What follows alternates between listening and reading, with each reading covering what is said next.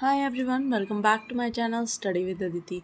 In today's video, we are going to discuss about polarogram. Okay, in previous video हमने discuss करा था इसकी introduction यानी कि polairographic method की introduction, then इसका principle and instrumentation. Okay, sorry fan की वजह से ये उड़ रहा है but प्रीवियस वीडियो में हमने जो भी डिस्कस किया था आई होप आपने वो देख लिया होगा, जिससे कि आपको पोलैरोग्राफिक मेथड का सारा पोर्शन क्लियर हो चुका होगा. ओके, सो इस वीडियो में हम पोलैरोग्राम के बारे में डिस्कस करेंगे. आई होप आप अगर मेरे चैनल में नए हैं तो आपने अभी तक चैनल को सब्सक्राइब कर दिया होगा. वीडियो को एंड तक देखिएगा, पसंद आए then share it with your friends. Okay, अगर पोलैरोग्राम की बात करें तो ये काफ़ी इम्पॉर्टेंट टर्म रहती है किसमें, पोलैरोग्राफिक मेथड में. ओके, तो एग्जैक्टली अगर हम डेफिनेशन की बात करें कि पोलैरोग्राम होता क्या है, तो ये एक तरह से ग्राफिकल रिप्रेजेंटेशन होती है of measurement is called as polarogram. ठीक है, कि जो भी हम मेजरमेंट करते हैं, मेजरमेंट किस चीज़ की करते हैं हम पोलैरोग्राफिक मेथड में, करंट एंड वोल्टेज की, वो हमने प्रीवियस वीडियो में डिस्कस किया है. ठीक है, तो उस मेजरमेंट को जब हम ग्राफिकली रिप्रेजेंट करेंगे then that is known as polarogram. ठीक है, और जो एपरेटस यूज़ होता है ना उस मेजरमेंट के लिए, that is known as polarograph.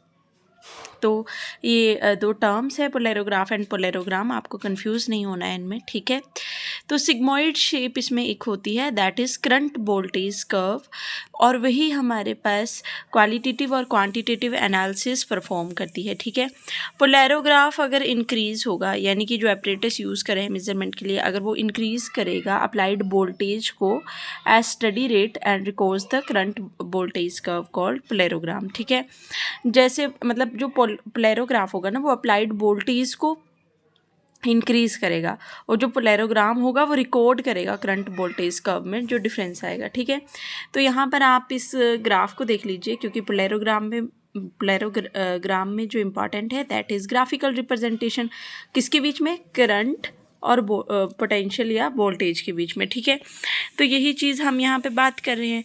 तो यहाँ पर देखिए, दिस इज़ रेजिडुअल करंट, इसको भी हम आगे डिटेल में पढ़ेंगे. This is diffusion and this is limiting current. ठीक है, और यहाँ पर जहाँ पे हमारा रेजिडुअल करंट ख़त्म होगा that point is known as decomposition potential, और जहाँ पे हमारी डिफ्यूज़न ख़त्म होगी that is known as half wave potential. ठीक है, तो अगर हम अपना रेजिडुअल करंट की बात करें, current that flows in the absence of depolarized in the cell. ठीक है, हमें पता है पोलराइज्ड और डीपोलराइज्ड की बात हमने प्रीवियस वीडियो में की है. हमने दो तरह के इलेक्ट्रोड पढ़े हैं और किस में पोलराइजेशन होती है, कहाँ नहीं होती. ठीक है, तो जहाँ पे पोलराइजेशन नहीं होगी वहाँ पे रेजिडुअल करंट जो है वो अकर होगा. मैं आपको बार बार कह रही हूँ, मेरी प्रीवियस वीडियो को देखिए ताकि आपको ये सारी चीज़ें क्लियर हों. ठीक है, और ये दो टाइप के करंट की वजह से होगा, one is faradic and the second one is non faradic. Okay, then migration current, this is due to the migration of ion between two electrodes. की माइग्रेशन होगी किसके बीच में, दो आयन्स जो होंगे इलेक्ट्रोड के बीच में, बट माइग्रेशन जो है वो स्पोर्टिंग इलेक्ट्रोलाइट्स की वजह से ज़्यादा होगी, क्योंकि वो ज़्यादा अमाउंट में प्रेजेंट होते हैं, क्योंकि हमने एनालाइट को डिटेक्ट करना होता है और स्पोर्टिंग की हेल्प से ही माइग्रेशन पॉसिबल होती है. ठीक है, then come to the diffusion current. Diffusion current की अगर बात करें तो due to the diffusion of ion of electroactive species. ठीक है, और डिफ्यूजन करंट जो होगा वो कंसंट्रेशन के डायरेक्टली प्रोपोर्शनल होगा.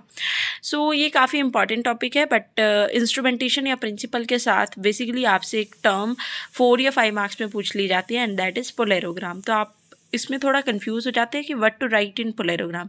तो घबराना नहीं है, बल्कि इस चीज़ को एक्सप्लेन करना है, इसके ग्राफ को प्रॉपरली डिफाइन करना है. ओके, आई होप आपको ये टॉपिक आसानी से समझ आ गया होगा. If you like it then share it with your friends. Thank you for watching.